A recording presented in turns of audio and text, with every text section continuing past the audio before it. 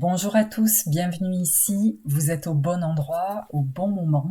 Aujourd'hui, je vous lis un texte inspirant de Charlotte de Silguy, Transformer ce qui vous plombe en trésor. Les mythes et légendes. Dans le monde, il n'y a pas d'un côté le bien et le mal, il y a une part de lumière et d'ombre en chacun de nous.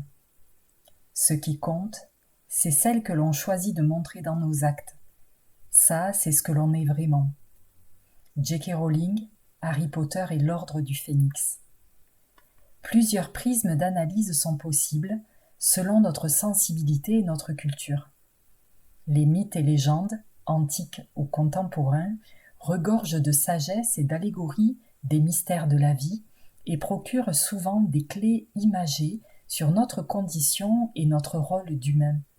Si l'on souhaite analyser leurs messages, il s'agit juste de regarder les images et les symboles derrière les mots.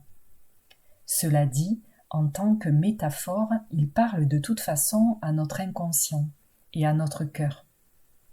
Ce qui m'a paru le plus récurrent, le plus flagrant, c'est le face-à-face avec l'ombre, pour accéder à la lumière, la nécessité d'observer ces ombres pour découvrir sa propre lumière, s'accomplir pleinement. La trame des scénarios est souvent analogue, une situation initiale, plutôt calme, mais où règne un certain déséquilibre, avec une victime, une maltraitance, un malaise caché, et perturbé par un élément déclencheur, désagréable ou inquiétant. Moult péripéties s'ensuivent, mouvementées, parfois vives. L'ombre, c'est le méchant, le tyran, le monstre, l'animal sauvage, le cataclysme, le Dark Vador. Une force d'opposition qui menace souvent de prendre le pouvoir ou de tout détruire. On observe que la fuite ne résout pas le défi, qui revient de plus belle. Parfois, le combat ne suffit pas. On ne peut pas stopper, éradiquer directement le fléau, le démon ou le méchant. Mais il y a pourtant nécessité de lui faire face, quitte à manger son poison et à tomber inconscient, ou à aller au fond du trou, de la baleine, du puits, de la grotte.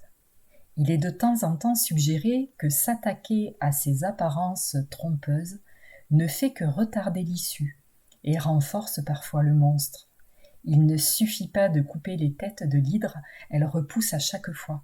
Ce sont des symptômes apparents de la terrible créature maléfique. Il est recommandé d'aller à la racine, au cœur du problème, pour en venir à bout. L'ombre invite ou oblige à une aventure épique, pour devenir un héros qui sauve le monde, accède à l'amour, trouve le Graal ou le trésor. Et ce héros, ce Superman, est rarement reconnu, comme tel en son sérail.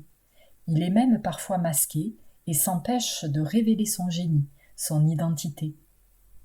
Oser dévoiler notre vrai visage, caché à l'ombre de nous-mêmes, en faisant face à nos ombres, telle est la quête et tel est le défi qui nous sont proposés en message subliminal. C'est cela le trésor, la beauté de notre identité, notre nature profonde, notre puissance lumineuse, cachée. Voilà, c'est tout pour aujourd'hui. J'espère que ce texte vous a inspiré et je vous souhaite une chouette journée.